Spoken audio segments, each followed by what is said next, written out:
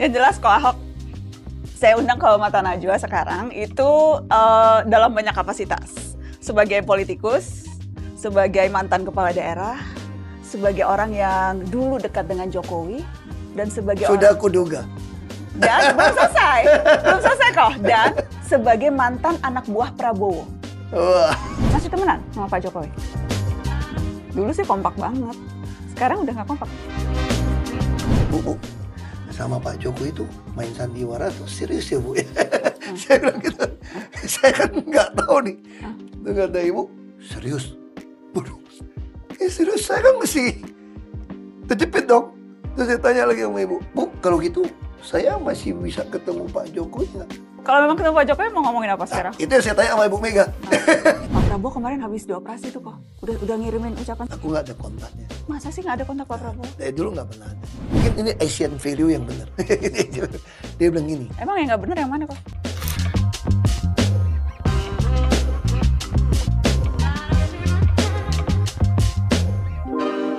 Basuki Cahayapurnama. Kok Ahok, terima kasih sudah hadir di Mata Najwa. Ya harus hadir. Kalau nggak hadir nanti kamu kecewa lagi. Sudah lama memang kita berbincang, terakhir itu 3 tahun lalu kalau nggak salah kok. Iya. Itu pun pakai online. Pakai online saat pandemi aku ingat. Ya. Sehat-sehat kok? Sehat. Lebih sehat sekarang kayaknya. Dibanding? Dibanding dulu. Karena? Karena dulu kegemukan. Oh iya, makanya saya sekarang agak ramping. Agak ramping karena kayak main golf terus katanya. Sekarang pekerjaan utama main golf. Bukan main golf sebenarnya itu. Itu terapi penguasaan diri. Wis. Oh jadi ada filosofinya ternyata ya. Filosofi main golf, terapi penguasaan diri. Iya, jadi bagi saya tuh orang tanya lagi main golf. Enggak, saya lagi olahraga, jalan kaki sama terapi penguasaan diri. Jadi sekarang sudah nggak lebih marah-marah, sudah lebih menguasai dan mengontrol diri. Minimal gini lah, kalau saya kasih contoh gitu kan. Kalau ini minuman nih, putih nih. Anda bilang ini teh. Saya lihat air putih kok. Pasti aku ngajak ribut tuh. Dulu? Oh jelas air putih kamu bilang teh gitu kan. Pasti kita bisa berjam-jam berdebat. Kalau sekarang aku santai aja. Oh mohon maaf. Rasa lidah saya sih air putih. Kalau Anda rasa teh, ya silakan. Sudah selesai. Jadi kan. sekarang memulai nggak sampai. Nggak sampai rame. Nggak sampai ya ribut. lebih diplomat. Yang jelas kok Ahok saya undang ke Mata Najwa sekarang itu dalam banyak kapasitas. Sebagai politikus, sebagai mantan kepala daerah, sebagai orang yang dulu dekat dengan Jokowi, dan sebagai Sudah kuduga. Dan belum selesai kok. Dan sebagai mantan anak buah Prabowo. Wah. Jadi ada banyak topi nih. Waduh. Topi politikus 20 tahun. Jadi ada 4 topi nih malam ini nih. Aduh. Tapi kita mau ngobrolin yang rame hari-hari ini sih kok. Sudah kuduga lah kalau datang ke sini pasti begitu. Karena matanya orang Arab lebih gede daripada mata orang Cina. Itu yang susah lawannya gitu. Dipelototin kan. Ngobrol yang isu rame hari-hari ini. Karena banyak banget terus terang kok yang bikin banyak kontroversi. Dan di antara kontroversi itu banyak banget yang bikin naik darah. Aku mau masuk konkret soal rame-rame soal bagaimana peretasan data. Ketika ini aku potong. Ini baru ada viral. Si Oneng kirimin semua. Apaan? Apa gue bilang? Ini kan cuma ujung-ujung minta nambah anggaran katanya. Emangnya gampang? Tim narasi saja gitu banyak, 160 lebihan. Emangnya hacker itu kerja sendiri? Nggak bisa. Hacker itu biasa tuh ada tim gitu kan. Nah pertanyaannya, kalau satu orang bilang mau kasih kunci, yang lain ngamuk nggak? Ini logika, kita nggak tahu, bukan nuduh gitu ya. Terus yang kedua, emangnya nggak ditangkap merusak negara kok kamu ngaku terus baikan? Kan udah minta maaf dan mundur. Nggak bisa dong. Anda kan ada satu kreator bilangnya gini. Tapi ujung-ujungnya mau minta anggaran gitu loh. Kenapa masih ketangkap? Biar gimana pun mesti tangkap, soal diampuni beda. Ya, nggak karena ada siapa itu tuh? Aja. Makanya saya anggap, atau siapa yang bilang yang minta maaf dan mundur malah hackernya, menterinya malah belum melakukan itu. Makanya bagi saya. Tapi perlu nggak? Itu nggak penting lah. Bagi saya. Jangan menganggap data pribadi nggak penting loh. Saya tahu ini data ini penting. Selamanya kan berulang. Kalau tidak ada orang yang cinta negara, cinta rakyat untuk mengurusi itu semua. Yang ngurusin sekarang ini nggak cinta negara, cinta rakyat? Saya nggak tahu. Anda bisa tebak. Maksud saya meritokrasi. Nggak bisa merekrut orang itu tanpa dengan dasar yang baik. Kalau bagi saya, meritokrasi saya dari kecil diajarkan. Saya ambil contoh gini ya. Menteri yang sekarang Waktu bukan saya berdasarkan kasih contoh gini. meritokrasi kok. Ya, saya kasih contoh gini. Bapak ibu saya dari kecil mengajarkan saya. Makanya di apotik ibu saya, semua yang kerja itu mohon maaf pakai jilbab. Walaupun dulu nggak pakai jilbab. Di pabrik, ketika nenek saya pengen minta saya memasukkan paman saya yang kebetulan PHK ya. Bukan PHK, Golden Handshake dari Jakarta. Lalu dia mengalami bisnis, udah ambil uang, bisnis gagal. Lalu dia pengen kerja di pabrik saya. Saya panggil nenek saya. Saya punya pabrik di Belitung. Saya bilang sama nenek saya gini. Akuntan saya bagaimana? Akuntansi ini karir dari bawah. Melayu, Muslim. Tapi ini kan paman kamu. Ini paman kamu nih. Kamu bisa lebih percaya paman kamu dong. Tapi ini kan karir pet udah saya ngatur untuk orang saya. Kalau saya tiba-tiba masukin paman saya ke dalam pabrik saya, pasti semangat meritokrasi saya hancur. Wah, saya agak marah. Terus saya pengen sama nenek saya, gini aja lah, kalau paman pengen usaha, mau patungan, saya kasih uang. Tapi jangan pernah masuk ke pabrik saya. Karena pabrik saya ada sistem. Begitu tidak pakai meritokrasi, bisa terjadi kekacauan-kekacauan. Seperti yang sekarang terjadi. Saya kira saya tidak tahu bagaimana cara merekrut orang Kominfo. Saya tidak tahu. Ini bicara orang dalam atau puncak pimpinannya? Karena kalau kita bicara puncak pimpinannya, kan sorotan juga ramai diarahkan ke puncak pimpinan. Bahkan ada petisi untuk meminta mundur sudah puluhan ribu. Kok Ahok kalau diminta tanda tangan petisi? Saya kira kita bukan soal petisi ya. Anda bilang puluhan ribu mewakili rakyat, iya. Kalau orang berkuasa mana peduli juga sih. Ya kan? Makanya saya bilang isu yang penting hari ini adalah bagaimana rakyat itu, saya bacain deh, saya suka kalimat Martin Luther King Jr. Martin Luther King Jr. ada seorang aktivis pejuang yang bisa menggabungkan 3 kata penting. Kekuasaan, cinta, dan keadilan sosial. Dia bilang begini, tentu dalam bahasa Inggris. Dia bilang kekuasaan, power without love. Dan love di sini adalah cinta negara, cinta rakyat kita terjemahkan. Pasti reckless dan abusive. Kita tambahkan korup. Ketika punya kekuasaan, nggak punya cinta negara, cinta rakyat, pasti kasar, sembrono, dan korup. Tetapi ketika Anda memiliki cinta negara, cinta rakyat, tidak memiliki kekuasaan, itu ya sentimental dan kurang darah. Nah, kekuasaan di posisi terbaik adalah ketika dia cinta, suka mengimplementasikan tuntutan keadilan sosial. Dan keadilan sosial di posisi terbaik itu apa? Ketika menggunakan kekuasaan, mengkoreksi segala sesuatu yang berdiri menentang cinta negara, cinta rakyat. Nah, saya balikin pertanyaannya. Biar orang yang menilai, apakah sekarang kekuasaan dipakai untuk mengkoreksi segala sesuatu yang menentang cinta negara, cinta rakyat. Hari ini, tadi sampaikan tuh, rakyat bawah itu kena judi online, dipancingin. Gak ada yang bisa kontrol. Apa nggak bisa dimatikan saja? Gampang kok punya rekening bank kok. Masa nggak tahu? Kan kira-kira gitu kan? Nah sama. Pertanyaan sama. Makanya saya bilang itu isu menurut saya sudah terjadi berabad-abad sama. Ketika kekuasaan tidak dipakai mengkoreksi segala sesuatu yang tentang cinta negara, cinta rakyat. Nah bagi saya, Anda nilai meritokrasi atau tidak, bagi saya sekarang yang paling penting itu bagaimana sekarang kita menyongsong bahaya global ini nih. Krisis energi, krisis pangan, berbagai tantangan, krisis kepercayaan. Yang memerlukan orang yang tepat di posisi yang memang sesuai meritokrasi. Salah satunya syaratnya itu. Ya, makanya saya harap presiden terpilih, dia tentu bisa mencari orang-orang. Ini situasi tidak mudah. Dunia saat ini tidak mudah. Makanya kita butuh meritokrasi sistem. Itu jauh lebih penting bagi saya. Daripada istilahnya dulu Dr. Sareh suka bilang, daripada kita mengutuki kegelapan, lebih baik kita nyalakan lilin. Makanya saya juga berpikir, setelah saya masuk tahanan, saya belajar gitu ya. Kalau saya terus menyesali yang belakang, nggak ada guna. Makanya bagi saya sekarang yang lebih penting, bukan membicarakan soal-soal itu ini, enggak. Sekarang gimana nih caranya? Ya, tapi dalam realita politiknya kan isu-isu itu harus di-tackle satu persatu. Dan untuk men-tackle itu tidak bisa hanya melihat gambaran besar, ya, tapi harus dimasukkan. Ahok orang yang sangat detail. Betul. Sangat detail. Masa kan saya bilang, punya hati cinta negara, cinta rakyat, kalau nggak punya kekuasaan kan cuma sentimental dan kurang darah. Ya dong, kalau saya dimasukkan ke Pertamina, saya detail. Makanya saya diledekin, Ahok ini Komut rasa dirut. Saya bilang bukan. Saya komut nyarut dirut. Kurang ajar lu. Ya itu kan. Ah. Saya akan detail. Saya periksa semua. Anda taruh saya jadi gubernur. Tahu nggak? Kenapa saya bisa tahu sampai gitu detail? Semua surat tembusan antar dinas saja saya baca. Dan kadang-kadang saya kasih disposisi. Kalau dia agak-agak nyeleneh satu tuh agak sok. Disposisinya Kan ada keegoisan sektoral gitu kan. Saya bisa kasih disposisi. Bisa contoh, orang dinas PU mau bikin trotoar, ada pohon. Dia minta izin sama dinas taman untuk pindahkan itu pohon. Nggak dijawab. Ini pohon penting nih. Trotoar masa orang yang disable tunanetra masa nabrak pohon?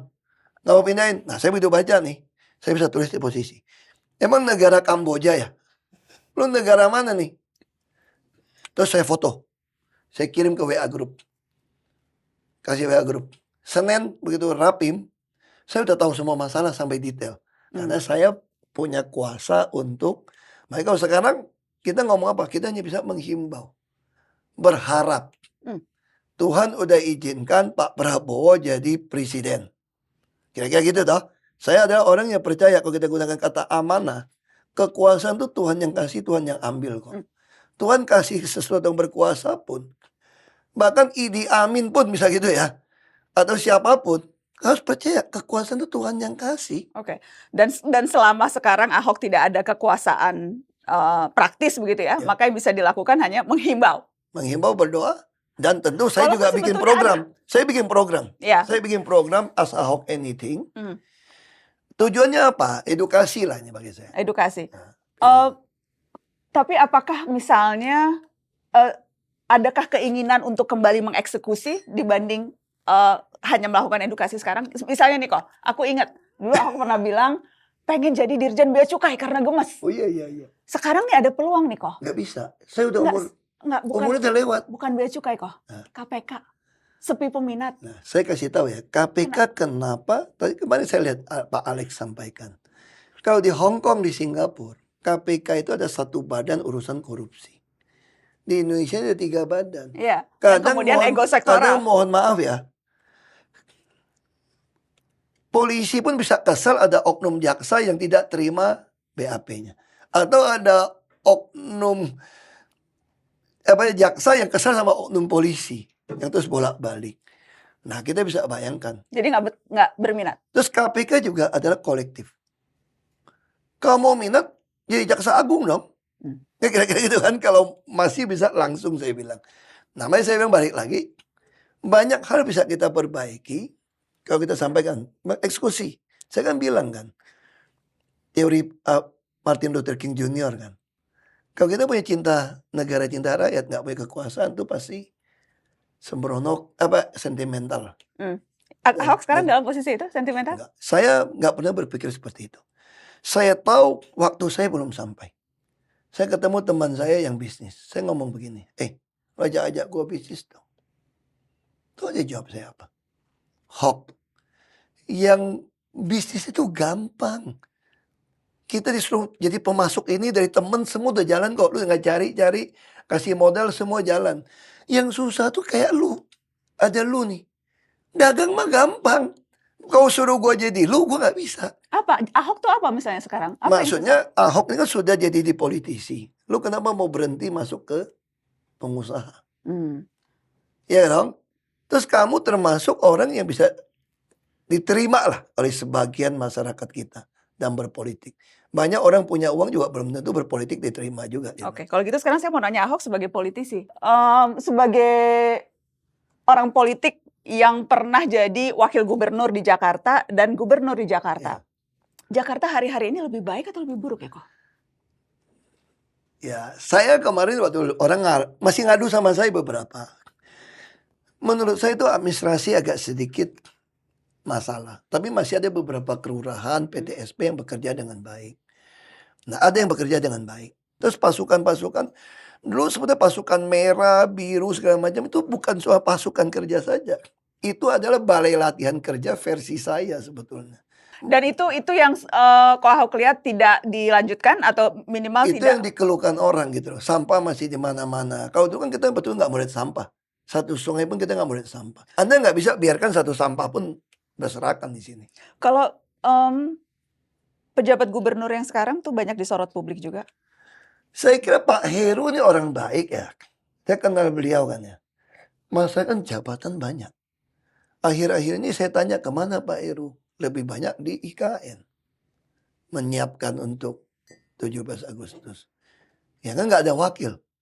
Kalau dulu kan gubernur sibuk kemana-mana, kan ada wakil yang kerja kan. Kalau PJ kan nggak ada wakil. Yang jelas memang posisi gubernur Jakarta kan disorot banyak pihak. Dan warga Jakarta kan warga yang kritis-kritis kok. Iya. Jadi aku mau nunjukin ya beberapa cuplikan statement Pak Heru Budi yang kemudian rame di ini misalnya nih. Yang banyak dapat tanggapan warga. Wilayah Palu Udara kan bukan cuma transportasi tadi disebut, tapi juga ada wilayah tetangga yang misalkan kawasan industri. Nah, kalau dari Pemprov DKI ada upaya ini nggak Pak? Kemarin CFD dijadiin tempat kampanye itu antisipasinya gimana Pak buat besok-besok Pak? Iya, kan di pergubnya nggak ada. Saya nggak tahu, masih tidur.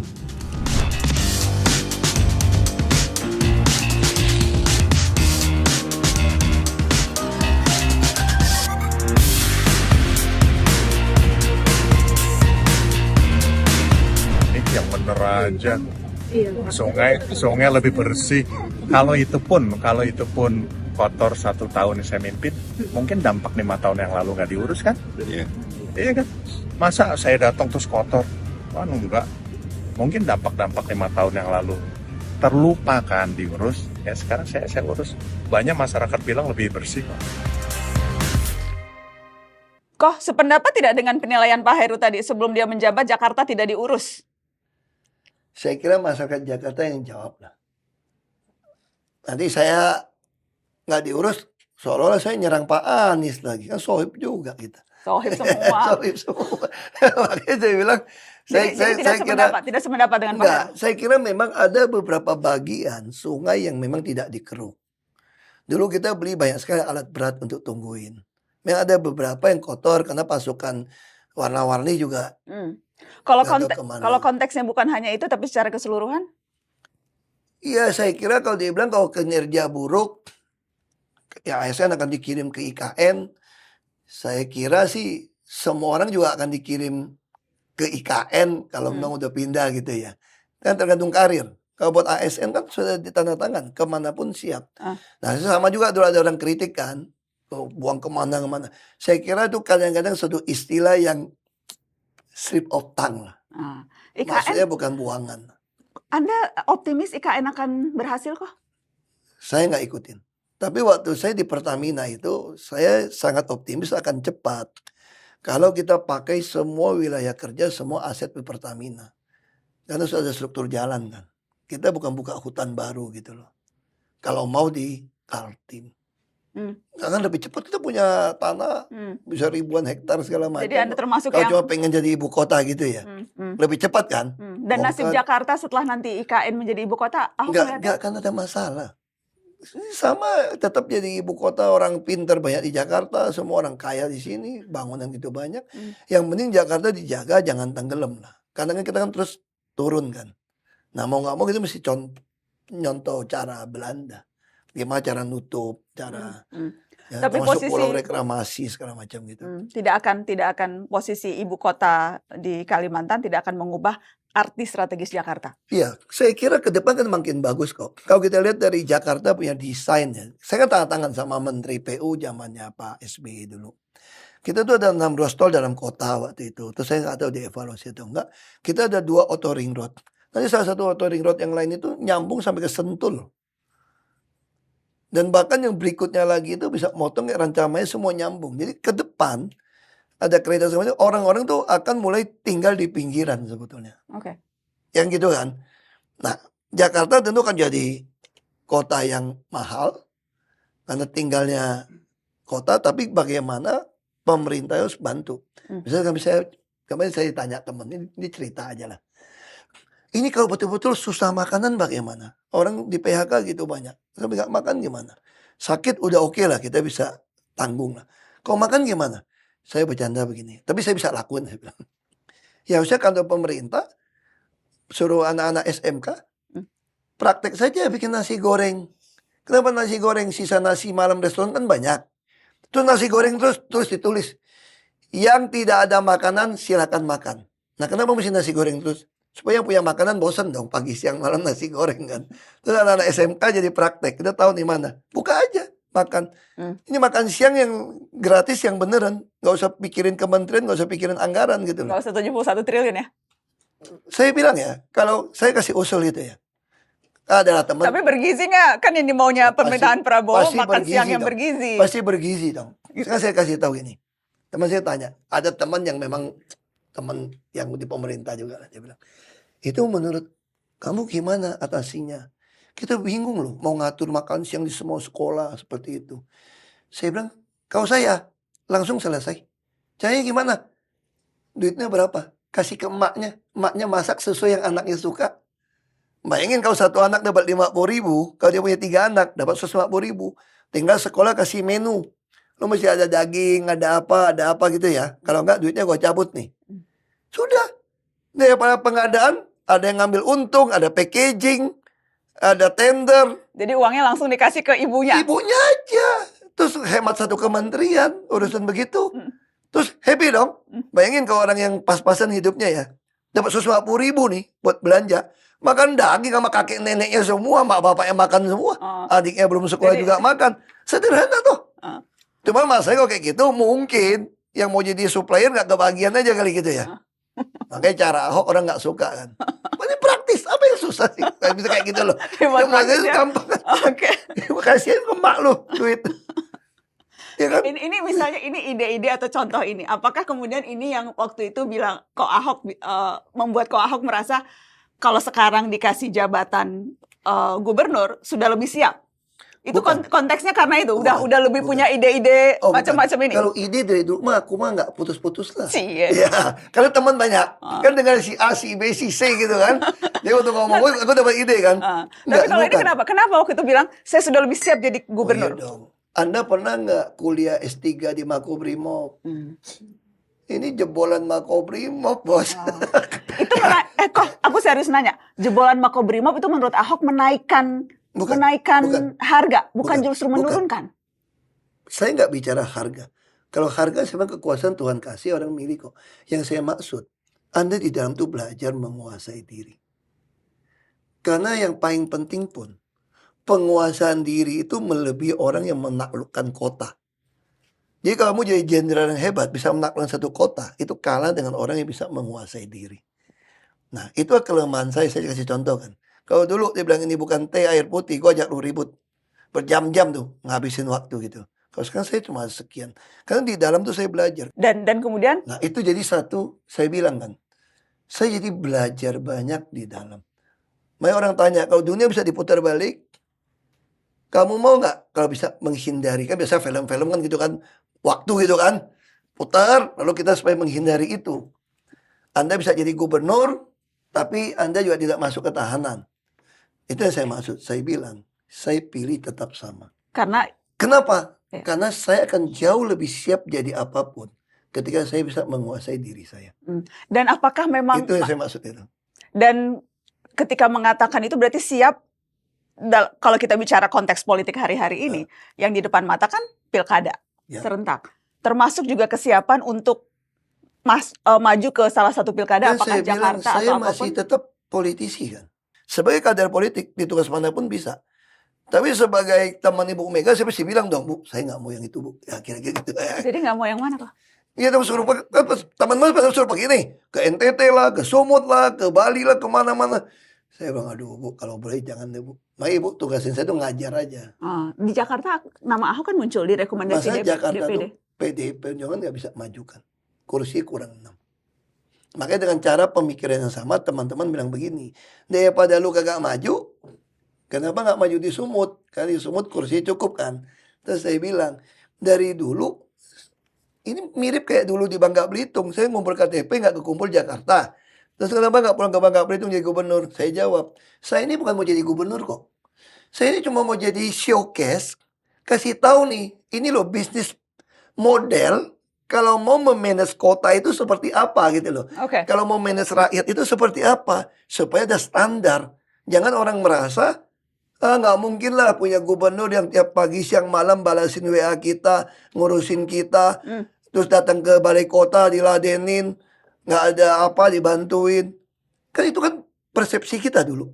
Nah ketika saya muncul di Jakarta, balai kota jadi milik semua orang. Oke. Lo nyangkut ijazah, semua operasional saya kirim, bantu.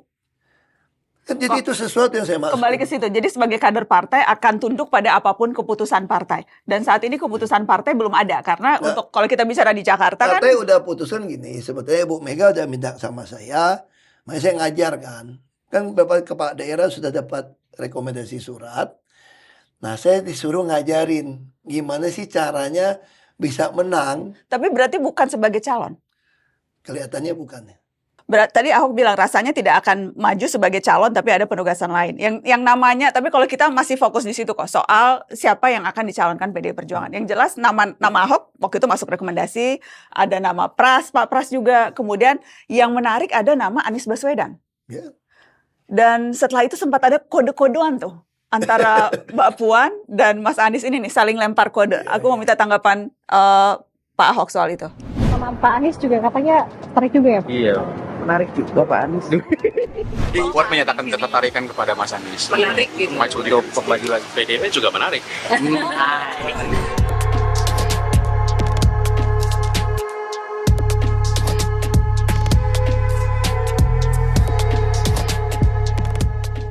Bagaimana membaca saling lempar kode ini ya kok?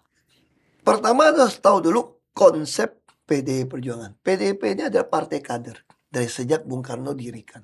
Kita ini ada partai ideologi. Jadi bagi partai yang demokratis tentu akan menampung dari seluruh pemilih mau siapa.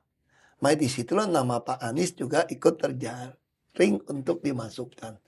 Nah soal nanti seleksinya bagaimana, tentu partai punya kriteria-kriteria untuk menentukan. Dan tentu sebagai partai kader, partai tentu akan lebih utamakan kadernya sendiri daripada orang luar. Itu yang saya tahu secara partai politik seperti itu. Tapi dalam perhitungan real politiknya karena memang tidak ada satupun partai di Jakarta yang bisa maju sendirian. Betul. Harus berkoalisi. Betul. Dan mungkin saja dalam proses bargaining politik itu ada take and give termasuk salah satunya PDIP. Saya nggak tahu putusan DPP seperti apa, tapi yang sepanjang yang saya tahu sebagai partai kader, itu PDI Perjuangan itu tidak pernah mengorbankan prinsip ideologi dibanding pragmatis. Saya ambil contoh begini. Waktu kasus saya, itu dari popularitas 70 sekian persen, karena udah tersangka penista agama kan merosot habis. Waktu merosot habis, tentu secara politik, secara kajian, PDI Perjuangan harus mendrop saya.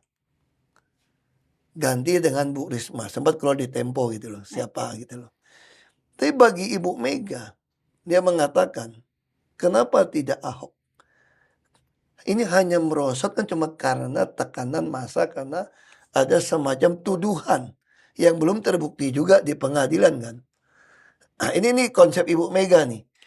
Terus saya bilang sama Ibu, Bu, kalau saya maju, PDI Perjuangan pasti kalah Bu. Udah merosot kok. Trennya udah turun kok. Udah dibilang penista agama kok. Udah ayat-mayat di mana-mana kok. Pasti kalah nih. Terus Ibu bilang, berpartai harus ada prinsip. Mau jadi apa ideologi partai ini? Kalau Pak Ahok yang petahana, kerja bagus, jujur, harus mundur karena tekanan orang. Tapi kita partai kan harus menang, Bu. Kemenangan itu bukan dapatkan jabatan. Kemenangan itu kita berhasil mengedukasi rakyat, memahami ideologi partai kita. Pak Ahok sadar nggak kenapa partai dari didikan bapak saya dia bilang bisa bertahan hari ini dengan gempuran-gempuran? Karena kita ini partai kader dengan ideologi yang jelas. Oke. Nah kalau kita ditekan orang lalu mundur, ini partai mau jadi apa? Nah ini model-model yang Ibu sampaikan. Jadi saya kira buat saya isu seperti ini mesti tanya ke DPP lah, jangan saya. Tapi saya udah kasih tahu kira-kira kayak gini lah. Tadi kok Ahok bilang Tempo, yang jelas menarik majalah Tempo itu juga sempat menurunkan laporan utama belum lama ini kok. Cawe-cawe Jokowi jilid 2. Menjegal Anies Baswedan, mengusung Kaisang Pangarep. Saya kira itu sih hak-haknya wartawan nulis ya, kan punya hak untuk Iya, pertanyaannya bukan di soal itunya, tapi apakah memang membaca situasi politik hari-hari ini itu kemungkinan itu ada? kalau saya balik 2017 Pak Jokowi kirim Pratikno ketemu Pak Prabowo, justru Arif itu mana saya cari di beritanya itu loh. Justru si Arif itu bilang apa Puyono? Ditanya wartawan, apakah itu supaya menjegal Pak Anies? Terus Arif Puyono bilang, enggak. Justru Pak Jokowi kirim Pratikno buat dukung Pak Anies. Supaya Ahok yang nggak naik, kira-kira gitu. Lalu beberapa hari kemudian saya ke Pulau Seribu, lalu keluar suntingannya Buniani. Lalu Buniani dalam sidang mengatakan, saya mana bisa bikin-bikin potongan begitu kalau bukan dari Gerindra, katanya gitu loh. Nah, jadi kalau wartawan mengatakan Pak Jokowi menjegal Anies, saya kira enggak juga ya. Justru saya kira kalau mau jegal lebih takut jegal Ahok lah, lebih repot. Bayangin kalau Ahok bilang, makan siang gratis nggak perlu ada kementerian, gampang. Masaknya nasi goreng, kasih duitnya ke emaknya. Apa nggak bikin kekacauan karena kasih Ahok ngomong gitu? Kan udah ngomong barusan. Makanya lebih baik pilih orang yang gimana? Ya kalau bisa saya juga jadi menteri ngurusin gitulah. Beda. Kalau saya nggak suka. Saya orangnya beda. Saya nggak bisa. Saya nggak mungkin bilang gitu nggak. Lu ini lagi susah nih. Kamu punya ide mau nggak kamu jadi menteri supaya ngurusin ini? Aku akan bilang sama kayak menteri BUMN. Saya bilang ke Pak Jokowi, Pak, setelah saya masuk ke dalam BUMN nih Pak ya, di Pertamina Pak ya. Saya pikir nggak perlu ada kementerian BUMN Pak. Persis kayak tulisan bukunya Pak itu apa? Mungkin lupa gue. Tandi Abeng masih om saya gue jadi lupa. Almarhum. Indonesia In. Itu masih om saya kan. Dia kasih tahu saya buku. Oke. Ngapain? Jadi kembali ke Ahok sebelum terlalu jauh. Jadi kalau Ahok tidak melihat istana berupaya menjegal pencalonan Anies Baswedan. Itu ya saya kira nggak perlu jegal lah. Pak Jokowi kan juga pakai hitungan. Dia pakai survei semua kan. Kalau poin keduanya berupaya menaikkan Kaisang Pangarep? Saya kira kalau survei di Kaisang lebih bagus di Jawa Tengah, isu terbaru dia kan taruh di Jawa Tengah. Orang politik kan ngitung ya mereka ya. Kan Pak Jokowi kan, Pak Jokowi kan ngitung survei ngitung gitu loh. Nah, saya kira jadi wajar kalau bukan kemudian wajar, saya kira belum tentu tuduhan seperti itulah gitu loh. Kenapa? Karena pilkada ini langsung dan serentak. Ya. Tidak mudah lagi mengirim orang kayak zaman saya tuh ada tamasya ini datang dari luar. Beda. Ini kan serentak. Poin gitu. bahwa putra bungsunya juga akan maju, apakah dimajukan atau maju ke dalam Saya nggak tahu ya. kontestasi? Saya kira Menurut Anda itu masing-masing keluarga punya persepsi, punya berpikir yang berbeda, ya kan? Anda memaklumi itu kok? Ya secara teman ya saya, secara manusia ya bisa saja kan, secara manusiawi ya. Itu kan the human nature, ya dong. Nah kalau bilang secara human nature apa? Human nature kan pengennya orangnya semua dong. Pengennya keluarga nomor satu. Ya, itu kalau di perusahaan keluarga. As a human nature. Nah makanya kan soal persepsi dong. Berbeda kok. Tadi kan Ahok di awal bilang soal meritokrasi. Kalau sekarang seolah-olah memaklumkan nih. Mana yang benar di Ahok yang mana nih? Secara pribadi oke. Itu saya maksud. Anda harus dengar dulu. Tapi bagi saya kenapa saya mesti berjuang ke depan. Ada satu kalimat yang sangat suka saya hafalkan. The foundation of law has collapsed. What can the righteous do? Itu ada keluhan Nabi. Kalau fondasi hukum sudah runtuh, apalagi yang bisa kita harapkan untuk kita berdebat? Kalau MK adalah penjaga konstitusi kita, sudah bisa ada hasil pemeriksaan ada masalah, kita bisa lakukan apa lagi? Selain kita berharap sekarang di dalam pilkada ini akan keluar kepala daerah yang betul-betul mengerti keadilan sosial di posisi terbaik ada ketika dia menggunakan kekuasaannya mengkoreksi segala sesuatu yang berdiri menentang cinta negara, cinta rakyat. Saya ingin kembali ke tadi, ke soal munculnya nama Ketua PSI, Kaisang Pangarep, dalam bursa kepala daerah. Kemarin Mbak Puan udah bilang, ya menarik juga gitu, untuk di Jawa Tengah, Mbak Puan. Ya itu kan Saya nggak tahu. Dia ketua kan, ketua DPR kan berhak Iya. ngomong kan. Iya, iya. Menurut Ko Ahok, apa sih kriteria minimal yang harus dimiliki orang yang mau jadi kepala daerah? Ya, Apakah misalnya kalau kita ambil contoh ketua PSI nih, Kaisang yang belum 30 tetapi karena Mahkamah Agung mengeluarkan putusan jadi sekarang akan bisa maju kalau memang ingin maju. Itu kualitas kepemimpinan yang seperti apa sih yang harusnya kita tuntut dari seorang pemimpin? nah ini yang saya ditanya waktu saya mulai masuk ke politik. Saya ditanya orang juga sama. Apa sih hebat lu sampai lu mau jadi bupati? Emang lu pernah pengalaman jadi bupati? Lu pernah pengalaman di politik? Lu belajar dulu kan? Terus saya bilang, saya pengalaman melayani di gereja. Kenapa? Keluar duit, keluar waktu, dimaki-maki orang. Gue cuma kerja pagi, siang, malam, gak terima duit. Ngurusin orang meninggal, lahir semua. Itu pengalaman saya. Bagi saya yang paling dibutuhkan itu adalah punya empati pada rakyat. Membantu the poor and the needy. Oke. Itu yang saya tahu. Lu mesti takut akan Tuhan. Lalu bagaimana saya tahu Anda seperti itu? Disitulah kita katakan teori Abraham Lincoln, Presiden ke-16 Amerika. Oke. Mau nguji karakter orang, kasih dia kekuasaan kan. Nah, makanya saya mau mulai kekuasaan di DPRD. Untuk mempertontonkan pada warga Belitung Timur. Lu lihat nih, gue jadi pejabat DPRD nih. Gue nyolong apa enggak? Studi banding atau enggak? Gue bantu lu atau enggak? Bisa hubungi atau enggak? Kalau lu percaya, karakter gue kan sama waktu gue jadi bupati. Oke. Jadi bagi saya bukan berarti Anda harus pengalaman pernah jadi pejabat. Kalau cuma pengalaman buat maling untuk apa?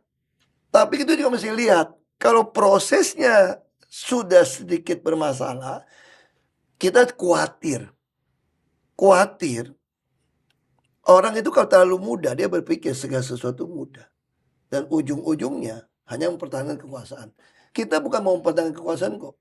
Kita bukan mau cari penguasa, kita mau cari pemimpin yang bisa bawa rakyat ini kata Bung Karno untuk keluar nih. Oke. Untuk keluar dari kesulitannya gitu loh. Yang kemudian juga dipersoalkan atau paling tidak dipertanyakan kan juga hubungan kekerabatan dengan Presiden Jokowi. Setelah Gibran, kemudian juga di Sumatera Utara akan maju calon gubernur dari menantunya, dan kalau memang jadi putra bungsunya akan maju. Ya. Tapi kemudian ada yang mengatakan, loh tapi PDIP juga dinasti politik loh. Ya, Bagaimana kemudian, jadi kalau misalnya ada yang kritik oposisi PDI Perjuangan soal dinasti, PDIP nggak punya kredibilitas tuh untuk bicara soal dinasti. saya cerita gini, itu ada perbedaan begini. Ibu Mega kan saya tanya, waktu itu ada isu Mbak Puan mau maju presiden sebelum Pak Ganjar nih. Bukan isu, Ya, aku nggak tahu pokoknya ada isu beneran itu. mau maju. Lalu saya tanya sama Ibu Mega, Bu, apa betul akan nyalonin Mbak Puan jadi presiden gitu ya? Tahu Ibu jawab nggak? Salahnya di mana? Salahnya di mana? Ya nggak ada salah sih. Terus Ibu bilang, saya menyiapkan anak saya loh. Makanya saya bagikan. Mas Tatam tidak urus politik. Mas Prananda ngurus partai, tidak di eksekutif legislatif. Nah, saya menyiapkan Mbak Puan di eksekutif legislatif. Dia jadi menteri, jadi apa, sampai ketua DPR. Apakah dia tidak pantas jadi presiden setelah melalui proses begitu? Tetapi Pak Ahok, saya sebagai ketua umum partai, pertama saya malu sama bapak saya yang dirikan partai, dirikan negara ini. Kalau rakyat tidak menghendaki Mbak Puan jadi presiden, masa saya paksakan? Saya tetap akan mencalonkan kader terbaik partai. Kalau nggak Pak Ahok kenapa bisa bareng sama saya di partai ini? Kalau saya lakukan itu bukan dasar meritokrasi Pak Ahok. Pak Ahok masih mau nggak di partai saya? Itu pertanyaan Ibu. Itu yang maksud beda. Ini saya maksud memegang meritokrasi. Bedanya dengan Pak Jokowi? Ya, karena Pak Jokowi nggak pegang partai mungkin ya. Ya, nggak, tapi maksudnya apakah menyiapkan dengan melihat menyiapkan sedemikian rupa? Saya gitu ya? tidak melihat beliau menyiapkan. Karena dari awal beliau selalu mengatakan anaknya untuk bisnis. Kan itu kan jual martabak, jual apa gitu ya. Nah, saya nggak melihat. Kalau tiba-tiba ada perubahan, mesti tanya sama Pak Jokowi. Dalam hal ini, secara pribadi, saya ya teman gitu ya. Tapi Masih temenan sama Pak Jokowi? ya saya sih merasa, tapi saya nggak tahu dia masih teman sama saya nggak. Saya sih masih teman. Saya masih merasa tetap teman saya. Kita bareng-bareng kok gitu lama itu ya. Dulu sih kompak banget. Ya kan? Ya kompak dah, karena aku kan kerja harus rajin. Iya, kompak banget dulu. Sekarang udah nggak kompak ya? Nggak juga sih, belum ketemu aja. Kapan terakhir ketemu? 1 tahun lebih lah. Apa waktu itu masih nggak ketemu ya? Beliau panggil saya kali ini suruh saya jadi dirut Pertamina. Spesifik waktu itu tujuannya diminta jadi dirut ke Iya. 1 tahun lalu itu tuh. Ya, ya. Cuma saya bilang kenapa baru sekarang? Kan udah bagus, udah untung. Saya bilang saya jadi komut juga. Saya udah happy kok selama dirutnya mau nurut sama saya kan. Kan nggak pernah dari rugi kan terus bisa untung-untung tuh sampai tertinggi gitu kan 4 tahun terakhir kan. Nah, saya udah spesialis saya lah kalau pretelin detail gitu. Nah, terus kan kenapa? Saya masih bercanda gini. Bukan Pak, kalau ada orang lain aja Pak. Paling enak jadi komut Pak. Nah, kenapa? Kan saya bilang Pak, saya lagi terapi nih Pak. Terapi apa? Terapi main golf Pak. Terapi piano Pak. Terapi Mandarin Pak. Saya les Pak. Maksudnya apa terapi? Banyak orang kalau jadi dirut Pak, duitnya banyak Pak. Mungkin 25-100% nih Pak. Saya juga mau nih Pak. Saya bisa dapat, saya bisa, kan udah bilang sama Bapak, saya bisa kasih keuntungan 5 miliar. Saya tinggalkan terakhir udah 4,3 miliar. Emang berapa sih gaji dirut selama ini Pak? Dirut bisa sampai 500 juta. Sebulan? Iya. Kalau komut? 180-an. Tapi itu di luar bonus tantiam dan Kalau lain-lain. itu kan ada untung. Iya, Kalau iya. nggak ada untung nggak bisa. Dan kalau ada untung 1% sampai 1,3%. Dan dibagi ke seluruh. Bagi sampai pegawai semua. Iya, iya. Itu pun saya turunin baginya ketika untung gitu banyak. Oke. 1%. Jadi Nah, malah maksud ngomong saya, itu. terus saya Kembali bilang, ke Pak saya- Jokowi. Jadi gimana Pak Saya Jokowi? bilang gitu Pak, jangan saya Pak. Lebih baik orang lain aja Pak. Karena yang paling bahagia jadi orang tuh ada duit, ada waktu Pak. Kalau saya jadi dirut, ada duit, gak ada waktu Pak. Makanya saya kurang minat, saya bilang. Enggak, mesti telepon. Ya, terus saya mesti tanya situasi, tanya ke Ibu. Ternyata ada hubungan yang serius. Saya tadi juga kayak orang saya tanya kan, Bu, ini kan saya di tengah dong. Bu, sama Pak Jokowi itu main sandiwara tuh serius ya Bu? Saya bilang gitu. Saya kan nggak tahu nih. Terus kata Ibu, serius? Waduh, serius saya kan mesti terjepit dong. Terus saya tanya lagi sama Ibu, Bu, kalau gitu saya masih bisa ketemu Pak Jokowi nggak? Ya bisa dong, kan temannya. Ini kapan ini pembicaraan ini? Tahun lalu nih. Oh, tahun lalu ketika terakhir Iya, ketemu. iya. Oke. Sekarang juga Ibu nggak larang. Terus dia bilang, kemarin baru ngomong sama Pak Pramono lagi makan. Lagi udah, ada ketemu Pak Jokowi nggak? Ada panggil nggak? Belum tuh, gue bilang. Mau tapi Terus apa? ya, ya teman oke aja kan. Terus Ibu, Kalau memang ketemu Pak Jokowi mau ngomongin apa sekarang? itu yang saya tanya sama Ibu Mega. Ngomong apa Bu? Saya Kalau- tanya sama Ibu, Bu, kalau saya ketemu Pak Jokowi itu saya mau ngomong apa ya Bu ya? Terus apa kata Terus Bu? dia bilang, ya ngomong biasa ngomong apa? Ya ngalor ngidul lah, ngomong yang lain keluarga. Tapi tetap, ya bukan Bu, pasti dia tanya soal politik nanti Bu. Saya mesti jawabnya gimana? Dia kata Ibu, ya jawab aja kayak sebagai teman katanya. Hebat loh saya Ibuin. Jawab aja, sebagai teman. Terus kamu nggak dipanggil kan? Terus kata Ibu, itu kan presiden, walaupun temen kan presiden. Yang mesti Pak Ahok lah yang minta ketemu. Masa tunggu dipanggil? Oh, tapi menarik tuh omongan Bu Mega. Karena kan terkadang Bu Mega ini susah dibaca kok. Kode-kodenya banyak. Ini aku nemu satu omongan Bu Mega di Rakernas yang minta tolong Ahok terjemahkan lah ini maksudnya Bu Mega apa sih kok ini? Coba kita dengar. Lah ini kan juga kan sikap politik partai berada di dalam atau di luar pemerintahan gitu kan. Lah iya, lo enak aja. Kalau menit ini saya ngomong, hihi. Kan harus dihitung secara politik, no. Enak aja. Jadi kan ini pasti wartawan kan yang ditunggu iki. Sikap dari Rakernas tadi pagi saya baca Kompas ya gitu akan menentukan sikap aku sambil sarapan gitu kan aku bilang enak aja ya dong gua mainin dulu dong Bukan mau mainin yang negatif. Apa maksudnya kok? Sebetulnya Ibu dalam Rakernas itu kan kita kan ikut yang ada yang buat wartawan sama nggak buat wartawan kan. Sebetulnya Ibu tuh lagi ngajar para kader Ibu tuh marah. Kadang ini ngomong di media pakai oposisi lah, pakai koalisi lah. Jadi ibu bilang, kalau orang di PDI Perjuangan masih gunakan kata oposisi koalisi, sebaiknya jangan jadi ikut PDI keluar aja. Ini negara ini bukan parlementer. Dia bu cerita itu nggak di wartawan sih, cerita panjang lebar.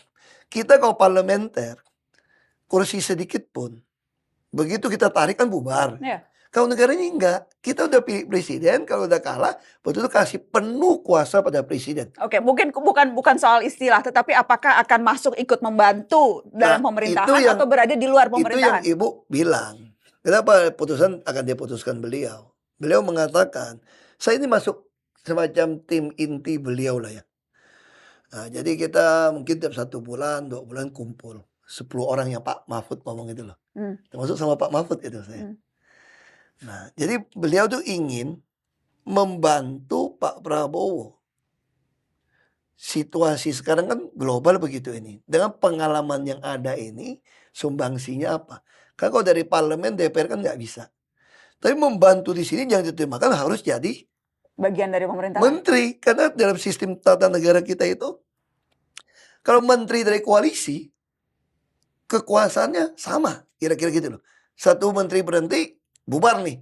Kalau kita kan enggak, kita betul-betul prerogatif presiden. Oke, jadi membantu Makanya di dalam situ ada mati Bu Mega, dia pengen kita membuat kajian-kajian bantu minimal mungkin nanti akan kasih ke Pak Prabowo lah. Harusnya solusi seperti ini. Soal dia terima nggak terima itu kan haknya presiden, beda dengan parlementer kan.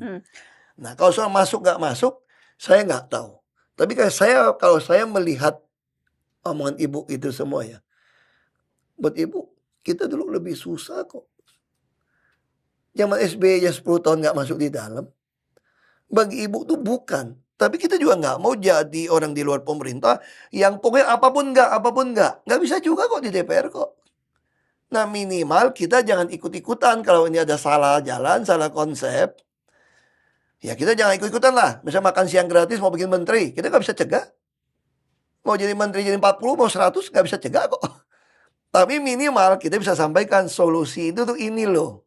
Nah itu yang dimaksud ibu sebetulnya. Jadi membantu. Ya, tentu kita bantu dong. Kita nggak mau dong negara ini hancur dong. Ya. Masa kita mau biarin negara ini hancur? Biarkan rakyat 5-10 tahun susah. Nggak mau dong. Ibu bilang, saya nggak tega. Makanya saya bilang gini, orang tanya sama saya, kenapa kamu suka ikut ibu? Pertama, kayak ibu saya. Xiao-nya sama, umur sama. Saya bilang, terus yang penting, beliau selalu ngomong. Kalau saya ngomong sama ibu ya. Jadi mungkin ini Asian value yang benar. Dia bilang gini. Emang yang nggak benar yang mana kok? Ya saya nggak tahu. Karena tadi benar, berarti ada yang nggak benar dong. Ada yang kalau yang nggak benar, kan ada juga yang value yang pengen dapat nama mengharapkan sekali atau judi segala macam kita nggak tahu nih, atau korupsi kita nggak tahu. Dinasti politik itu Asian values yang benar apa nggak? Di Amerika juga sama ada dinasti politik. Cuma dinasti politik dalam pengertian itu proses kamu naik, rakyat pilih. Ya kan itu sesuatu yang beda kan. Jangan kalau di sini mengkotak-katik sesuatu yang untuk meloloskan seseorang. Itu sesuatu yang berbeda ya. Itu bukan Asian values. Nah, itu beda. Ada satu Asian value yang saya anggap ini lebih benar. Kenapa orang ASEAN itu rata-rata jarang berani buat macam-macam? Karena dia takut nama leluhurnya rusak. Nah ini yang dilakukan Ibu Mega tuh nggak? Ibu Mega selalu bilang, kalau saya tidak urus negara ini dengan baik nih Pak Ahok, saya malu sama bapak saya yang mendirikan negara ini, yang sudah berkorban. Saya harus jaga nama baik bapak saya. Nah itu yang selalu saya diajarkan tuh nggak? Kita diajarkan leluhur kita kan, apalagi kalau orang Chinese, anggap leluhur tuh masih doa, masih tungguin, jagain kan kita kan. Kita tuh nggak berani ngelanggar, mencemarkan nama leluhur. Itu sih yang saya pikir, daripada ngarepin harta itu not good lah. Kok aku mau nanya terakhir nih, karena tadi kan aku udah bilang nih. Itu udah berapa lama nih? Ya makanya aku mau nanya terakhir. Banyak amat pertanyaan susah-susah. Soalnya kan tadi aku bilang di awal. Aku bilang di awal, aku ngundang Pak Ahok ini banyak topik. Sebagai politisi yang sudah. Kayaknya mesti bayar honor lama-lama nih. Iya ya, soalnya sekarang udah gak ada pemasukan Pertamina, susah duit ya kok. Kita adalah. Alhamdulillah kalau masih ada. Jadi kita mengundang Pak Ahok ini sebagai politisi 20 tahun. Kan masuk politik tahun 2000, sekarang udah 2004. 20 tahun loh kok. Ya.